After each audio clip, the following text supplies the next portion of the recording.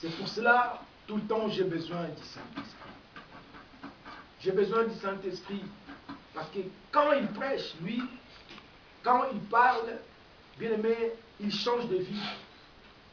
Quand il parle, bien aimé, il édifie, il transforme la situation, il augmente la foi, il bénit et il fait de grandes choses quand il prêche. Vous savez, il est écrit, sans lui, nous ne pouvons rien faire. C'est pour cela, bien aimé, chacun de nous va être disposé pour écouter ces messages. Ces messages qui te concernent que toi. Ces messages qui te concernent que toi. Le message est pour 2 personnes seulement. Pas pour tout le monde. Ce message est pour 2 personnes seulement, pas pour tout le monde ici. Matéa oyo ezaka pona bato mibale na salle oyo. Eza pona biso nyonso te. Eza ka pona bato mibale. Mutu ya liboso ezali yo. Eza te oyo aza na gauche na yo, oyo aza na droite na yo, mais eza yo. Mutu ya mibale eza nga. Si ovandi yebaki Matéa oyo eza pona yo. Eza pona oyo aza na gauche na yo te na droite na yo te, mais pona yo. Te pona nga. Ces messages concernent que 2 personnes. Et la première personne dont ces messages concernent, c'est toi. Ni celui qui est à ta droite, ni celui qui est à ta gauche. Ces messages concernent que toi. Et la deuxième personne que ces messages concernent, c'est moi. En écoutant ces messages, n'oublie pas de savoir que ces messages ne concernent que toi. Pas celui qui est à ta droite, pas celui qui est à ta gauche. La deuxième chose pour entrer dans mon message, je voulais dire à toi, si tu reçois ces messages comme mon message à moi, le pasteur Paul, ce message ne fera rien dans ta vie. C'est le cas de beaucoup de chrétiens aujourd'hui, que leur vie ne change pas, que leur vie ne sont pas transformées, parce qu'ils acceptent le message ou la parole de Dieu comme la parole du pasteur, comme la parole du prédicateur. C'est pour cela, bien aimé, ces messages ne peuvent rien faire dans ta vie. Amen. C'est pour cela, ces messages ne peuvent rien faire dans ta vie. Mais par contre, si tu reçois ces messages tel qu'il est vraiment le message de Dieu, c'est ainsi que ces messages vont transformer ta vie.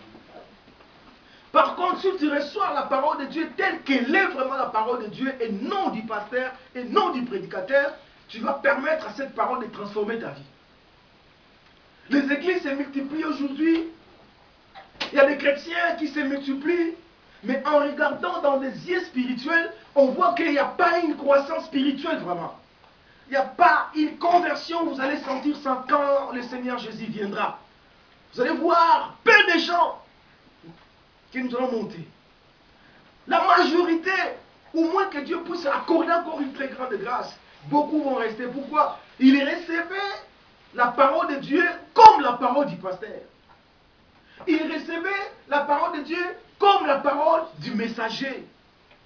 Bien-aimés, si de telle manière que nous allons continuer à recevoir la parole de Dieu, cette parole de Dieu ne peut rien faire dans ta vie. Mais si, par contre, nous recevons la parole de Dieu telle qu'elle est vraiment la parole de Dieu, nous allons voir des grandes choses dans notre vie. Mon souci est que tous les chrétiens dans nos églises puissent recevoir le message ou la parole de Dieu telle qu'elle est vraiment la parole de Dieu. C'est ainsi que tu vas permettre à cette parole qui est Dieu de transformer ta vie. Souci dans la yawana, ozwa maloba oyo ndenge penza liloba ya Nzambe. Mais non, liloba na ngai. Napamboli su Nzambe pour la présence à moko na moko surtout ya mosali na ye, ya basali na ye bakoti ya pasteur Gilbert ainsi que son épouse.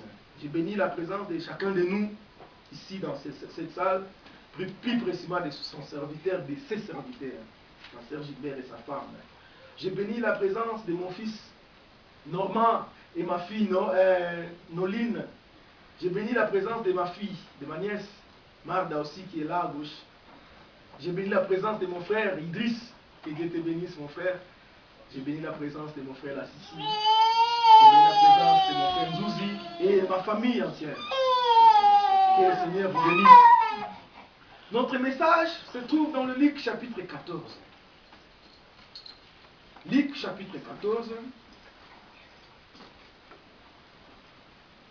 Nous commençons au verset 15. Matthieu Nabiso ezali na Luc chapitre 14, tobani na verset ya zomi na mitano ou 15. Luc chapitre 14, verset 15. Luka mokabo na zomi na mine na nzela na biso ya zomi na mitano. Je lis au nom de Jésus.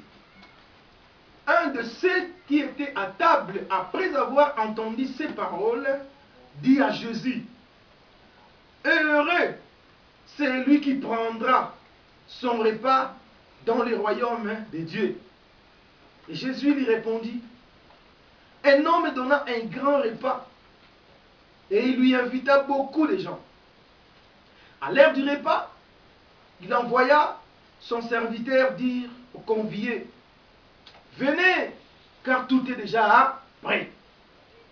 Mais tous, unanimement, se mirent à s'excuser. Le premier lui dit: j'ai acheté un champ et je suis obligé d'aller le voir. Excusez-moi, je t'ai pris.